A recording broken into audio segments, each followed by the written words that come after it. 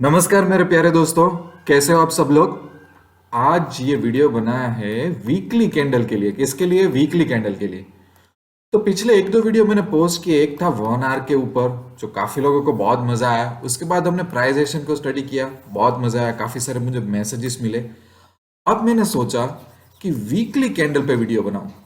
तो weekly candle का पहले मैं एजेंडा देता हूं कि मैं वीडियो क्यों बना रहा हूं, तो उसके रीजंस देता हूं।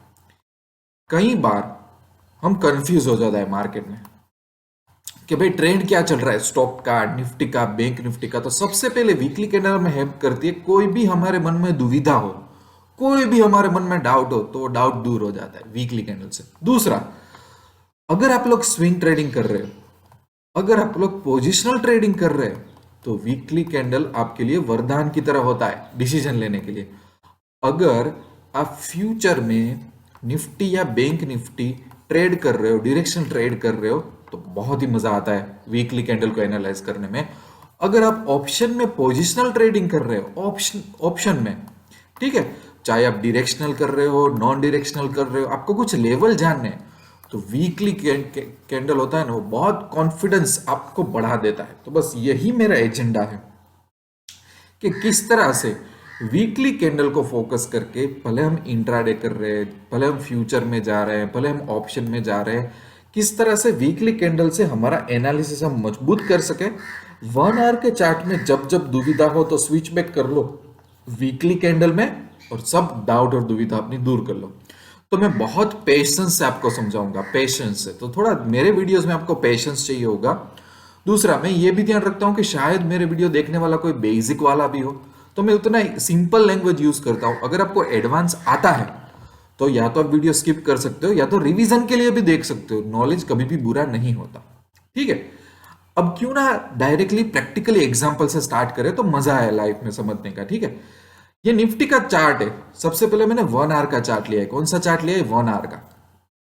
अब देखो, कई बार है ना, 1 आवर के चार्ट में कुछ कंफ्यूजन हो जाती है कि यार एग्जैक्टली निफ्टी करना क्या चाहता है। पता है, हम लोग कंफ्यूज हो जाए, हमारे मन में ऐसा होता है कि यार क्या करे, पता नहीं चल रहा है। जब भी अपने को क्लियर ट्रेंड ना दिख रहा हो, जब भी कंफ्यूजन हो रहा हो, जैसे कि देखो, यहाँ से ऊपर जाके नीचे आया निफ्टी, गैप डाउन खुला, फिर से ऊपर गया, तो कई बार क्या होता है, शॉर्ट टर्म में पता नहीं चलता कि क्या करना चाहता है। फिर यहाँ पे कंसोलिडेशन जोन में चला गया था। तो अगर आपके मन में कभी भी डाउट हो, तो किसी को व्हाट्सएप में पूछना, सोशल मीडिया प्लेटफॉर्म पे पोस्ट करना, उससे अच्छा क्या है बताए। देखो, यहाँ पे वीकली कैंडल में स्विच करता हूँ, आपको बहुत मजा आएगा। अब देखो, ये वीकली कैंडल हो गया। अब मैं आपको 5 सेकंड देता हूँ, ये वीडियो देख रहे हो ना, करीबन अप्रैल 2020 से अभी तक आप लोग, आपको क्या लग रहा है, क्या लग रहा है? निफ्टी का ये वीकली चार्ट है, क्या लग रहा है आपको? कंप्लीटली स्ट्रेंथ लग रही है कि नहीं लग रही है आपको? दूसरी चीज, अगर कितने लोग यूट्यूब में ऐसा वीडियो पोस्ट करते हैं, क्रैश होगा, मुझे पता है। जब निफ्टी यहां था, जब निफ्टी यहां था, जब निफ्टी यहां था, ये लोग क्रैश के ही वीडियो पोस्ट कर रहे हैं। और सोशल मीडिया पे मैंने इससे पहले भी बोला था कि जब जब निफ्टी ने हाई मारा है, काफी लोग शॉर्ट ही किया और बेचारे बुरे फंसे और बहुत बड़ा लॉस हुआ है उन लोगों को। तो जब भी आपके मन में डाउट हो, आप वीकली कैंडल करोगे ना, तो वीकली कैंडल में सब कुछ क्लियर हो जाएगा कि कोई भी स्टॉक, कोई भी इंडेक्स का ट्रेंड क्या चल रहा है। अगेन मैं आपको रिमाइंड करा दूं कि हम यहाँ पे ना तो प्रिडिक्ट कर रहे हैं, ना तो कुछ स्पेकुलेशन कर रहे हैं। हम चार्ट की ब्यूटी को समझने की ट्राई कर रहे हैं, और कुछ भी नहीं। और जब भी इसके ऊपर जाना है, तो इसकी कैंडल देखोगे ना, तो इसका हाई हमेशा वीकली नया नया हाई क्रिएट करेगा। उसको जब ऊपर जाना होता है ना, जैसे ये वीक की कैंडल, अभी एक और नया हाई क्रिएट करो, थोड़ा थोड़ा थोड़ा थोड़ा ऊपर ऊपर ऊपर ऊपर ऊपर ऊपर ऊपर ही जा रहा है। इससे बहुत सारा हमारे मन में जो एंग्जाइटी है ना, वो दूर हो जाती है कि भैया क्या हो गया, क्या नहीं हो गया, ठीक है। अब एक और चीज मैं आपको समझा देता हूँ। बैंक निफ्टी में चले जाते हैं, ठीक है। काफी कुछ समझाना है इस वीडियो में, ऐसा ही नहीं कि सिंपल सिंपल ही समझेगा। बैंक निफ्टी का ये 1 आवर का चार्ट है, ठीक है। अब चार्ट सिर्फ देखो, क्योंकि बैंक निफ्टी ने हाई मारा था, कंसोलिडेशन हुआ था, फिर से वो अप जाने की ट्राई कर रहा है, जो भी है, ठीक है। चलो, अब है ना, मैं वीकली चार्ट ओपन करता हूँ। वीकली चार्ट में क्या लग रहा है, देखो। अगेन, वीकली चार्ट का मैजिक यही है कि आपके माइंड में वो क्लैरिटी ला देता है कि वो पर्टिकुलर इंडेक्स या तो चार्ट क्या करना चाहता है। कोई लॉन्ग टर्म अपने को वीकनेस बहुत बड़ी बैंक निफ्टी में भी नहीं लग रही है। जब भी 1 आवर के चार्ट में प्रॉब्लम हो तब भी आप वीकली चार्ट में करो तो आपको मजा आ जाएगा। यहाँ पे बैंक निफ्टी ने हाई मारा था 37,708, तो अपने को पता है कि फिर से यहाँ पे एक चैनल बना रहा है, वो उसको उसके ऊपर जाना पड़ेगा अगर बहुत बड़ा बुलिशनेस उसको दिखाना है तो। सिंपल बात, ठीक है। ओके, अब धीरे धीरे ना कुछ स्टॉक का एग्जाम्पल लेते हैं ताकि ना स्टॉक में थोड़ी वेराइटी अपने को मिलेगी। जैसे कि LNT ले लेते हैं। अब देखना एक चीज, सिंपल सिंपल मैं आपको चीजें बताऊंगा, कोई ज्यादा मैं कंफ्यूज नहीं करूंगा। देखो जैसे कि मैं इसका वीकली चार्ट का एनालिसिस कर रहा हूँ, मुझे कुछ प्रिडिक्ट नहीं कर रहा, मैं सिर्फ एनालिसिस कर रहा हूँ। तो ये कैंडल देखो, ये कैंडल कहाँ पे आई, तो हाई मारा था उसने 1593 का। ओके 1593, ओके ठीक है, चलो फिर से कंफर्म कर लेते हैं 1593। इस कैंडल ने कितना हाई मारा, तो 1583, 1583 और 1593, ओके 1583, ठीक है। ये जो कैंडल ने इतना हाई मारा था, उसके बाद जैसे ही अब वीकली कैंडल में अपने को यहाँ पे अच्छी मूवमेंट मिल गई, इतनी छोटी है पर इंट्राडे 3-4 दिन के लिए बहुत अच्छे परसेंटेज का मूवमेंट मिल गया है। एक और चीज क्या है पता है, जैसे ही ये लेवल क्रॉस हुआ अपसाइड, तो मुझे पता चला कि ये अभी तो नीचे नहीं जाने वाला है। छोटी छोटी बातें, क्यों मैं ऐसा क्यों बोल रहा हूँ, 1 आवर के चार्ट में और वीकली चार्ट में क्या फर्क है, क्योंकि ये जो कैंडल होती है ना, वो एक वीक का डेटा लेके आती है। एक वीक वाली कैंडल को क्रॉस करना वो बहुत बड़ी बात होती है। समझो आप, एक वीक का बाइंग सेलिंग हुआ, उसको आप क्रॉस करके ऊपर जा रहे हो, मतलब एक बहुत अच्छा ट्रेंड का कंफर्मेशन हमको मिल रहा है। यस और नो। फिर यहाँ पे ये जो चैनल आ गई थी ऐसी, उस चैनल को जैसे ही तोड़ा तो क्या कितनी बड़ी मूवमेंट आ गई। तो अगर मैं स्विंग ट्रेडिंग करता हूं, अगर मैं ऑप्शन में पोजीशन ट्रेडिंग करता हूं, अगर मैं डायरेक्शनल ट्रेडिंग भी करता हूं, तो छोटी छोटी चीजें मुझे पता चल जाती है, तो कितना अच्छा मूवमेंट मैं मेरे ट्रेड में कैप्चर कर सकता हूं। सिंपल चीज है वीकली। देखो वीकली कैंडल ज्यादातर एनालिसिस के लिए यूज करो, पर फिर जो एनालिसिस का रिजल्ट आता है ना, उसको कन्वर्ट कर दो ट्रेडिंग में कि हाँ मुझे पता है कि मार्केट का डायरेक्शन किसकी तरफ ज्यादा झुका हुआ है। अपने को यह भी नहीं बोलना है कि मार्केट बुलिश है बेरिश है, अपने को पता है कि जो वेट कहाँ पे, बस मैं सिर्फ आपको यही सिखाना चाहता हूँ। फिर एक दूसरी बात देख लो, ये कोरोना के टाइम पे ब्रेक हुआ था मार्केट, तो काफी सारे लोग बोलेंगे कि सर कहाँ पता चलेगा कि कोरोना के टाइम ब्रेक होने वाला था। ठीक है, नहीं पता चला, ठीक है, पर मैं अगर रिस्क मैनेजमेंट से मैं अपने लॉस वगैरह फिक्स करके चलता, तो जो वर्स्ट के सिनारियो आते हैं उसमें मुझे लॉस बुक करना पड़ता, तो मेरा लॉस भी फिक्स ही होता ना कि 1% ऑफ द कैपिटल मुझे लॉस हुआ, 2% ऑफ द कैपिटल लॉस हुआ, ठीक है। फिर भी एक चीज यहाँ पे बता देता हूँ कि यहाँ पे देखो कितने सारे सपोर्ट लेवल मिल रहे हैं, 1 2 यहाँ पे 3, ये सब जो लेवल टूटे ना, एक जो जोन बना था ना, सीधा ही वो जोन टूटा ना यहाँ से, तो सीधा नीचे गिर गया। ये काफी सारे स्टॉक में कोरोना के टाइम के आसपास, अगर आप वीकली कैंडल एनालिसिस, एक होमवर्क करो, आप वीकली कैंडल का एनालिसिस करो कोरोना के टाइम के आसपास का, आपको एक बहुत अच्छी कॉमन पैटर्न दिखेगी कि हाँ थोड़ा बहुत तो पता चल ही सकता था कि भाई बहुत बड़ा सपोर्ट तोड़ा है तो अब बचेंगे नहीं अपने, ठीक है। तो ये सब होता है कि भाई आप वीकली कैंडल के बेस पे अगर आप डिसीजन लोगे तो आपको कितना मजा आएगा। फिर चले जाते हैं डी मार्ट में, ठीक है। अलग अलग एग्जाम्पल देखो, एक और चीज यहाँ पे सीख लेते हैं। जैसे कि मैं डी मार्ट का चार्ट एनालाइज कर रहा हूँ, ठीक है, इस तरह से चार्ट आगे बढ़ रहा है कुछ अपनी पोजीशन में, ठीक है। तो रिसेंटली उसने यहाँ पे डी मार्ट ने हाई मार दिया, ओके, तो फिर वो नीचे गया, ठीक है, फिर वो ऊपर जा रहा है। तो वीकली बेसिस पे ये जो कैंडल का हाई है, जैसे ही उसने ब्रेक किया तो उसने नया हाई मारा, इसको बोलते हैं ब्रेकआउट, ब्रेकआउट ट्रेडिंग। तो ऑप्शन में अगर मैं डायरेक्शनल ट्रेडिंग लूं, अगर मैं पुट सेल कर दूं कॉल बाय की जगह, तो कितना अच्छा मुझे यहाँ पे ट्रेडिंग मिल जाएगा रिस्क मैनेजमेंट के साथ, हेजिंग के साथ मैं बात कर रहा हूँ। पर मैं ये सिर्फ बोल रहा हूँ कि मैं अगर ध्यान रखता, अरे यार इसने तो वीकली हाई, वीकली कैंडल यहाँ पे तोड़ी हुई। और देखो एक और बहुत बड़ी चीज, हाँ, वीकली कैंडल के आसपास जो कैंडल तोड़ने जा रही थी ना, तो वो हाई तोड़ने से पहले देखो 1 2, मैं आपको ना जूम करके बताता हूँ थोड़ा, उसने 4 दोजी कैंडल बनाई वीकली बेसिस पे। हाँ वीकली मतलब करीबन शायद 1 महीने तक इतना ज्यादा मूवमेंट नहीं दिया डीमार्ट ने, समझो आप। 4 कैंडल मतलब क्या होता है, 4 वीकली मतलब 1 महीना। तो ये जो हाई तोड़ने, ये जो हाई बनाया था ना उसने हाई यहाँ पे, उसको तोड़ने में करीबन करीबन 3-4 वीक लग गए। 3-4 वीक के बाद जैसे ही नेक्स्ट वीक में हाई तोड़ा तो ऊपर चला गया। तो मेरे ये ट्रैक पे आ जाता है ना, ये सब ट्रैक मेरे वॉच लिस्ट में रखूं, बाद में वीकली ऑप्शन पोजीशन बनाऊं या तो फ्यूचर में बनाऊं, तो मुझे कितना फायदा मिलेगा ये सब चीजों से। और मेरा स्टॉप लॉस जो लास्ट जो कैंडल हो वो मैं रख दूं as a SL temporary base पे, तो मुझे कितना फायदा होगा। तो ये किसी को पूछने के साथ जो लोग कॉल देते हैं वो इसी तरह से देते हैं ना, कि यहाँ पे जो रिसेंटली वीकली हाई मार्क कर लिया लास्ट महीने में, 3-4 दोजी कैंडल आई, मतलब कंसोलिडेशन हुआ है, बाद में ये ऊपर गया है, इतनी बड़ी मूवमेंट आई है। समझो, ये सब समझने की बात है, इसलिए मैं ज्यादा इंडिकेटर यूज नहीं करता। यहाँ पे भी एक जो चैनल बन रही है जिस तरीके की, ये एक जोन बना, ठीक है, जैसे ही वो जोन को तोड़ा तो उसने एक मूवमेंट दे दी अपने को, ये सब नीचे एक चैनल बन गई थी, ऐसी ऐसी एक चैनल बन गई थी, तो अपने को उसने अच्छी तरह से मूवमेंट दे दिया। वीकली है ना, वीकली ब्रेकआउट इसलिए बहुत इंपॉर्टेंट हो जाता है हमारी ट्रेडिंग जर्नी में, ठीक है। ओके, अब दूसरा स्टॉक लेते हैं, थोड़ी अलग अलग अपने को पैटर्न चाहिए होती है। रिलायंस ले लेते हैं। देखो रिलायंस में क्या हो रहा है, वीकली चार्ट देख के क्या लग रहा है कि यहाँ पे रिलायंस ने कितना हाई मारा था, तो क्या 2369, मैं यहाँ पे लिख भी देता हूँ ताकि याद रहे। 2369 के बाद क्या हो रहा है, वो थोड़ा बैंक निफ्टी जैसा कर रहा है, ऐसा ऐसा ऐसा ऐसा ऐसा ऐसा, मतलब एक चैनल में फंस गया है, वीकली भी एक चैनल में फंस गया है, काफी टाइम से फंस गया है। अब ब्रेकआउट देगा ना तो मैं ब्रेकआउट का भरपूर फायदा उठाऊंगा, ठीक है। तो यहाँ पे क्या हुआ था, कितना आई था 2369। अब यहाँ पे देखते हैं, ये वाला इतना इंपॉर्टेंट नहीं रहेगा, 2274, 50-60 रुपए का डिफरेंस है, पर ये ऊपर की तरफ जा रहा है, नहीं कि नीचे की तरफ सपोर्ट की तरफ आ रहा है।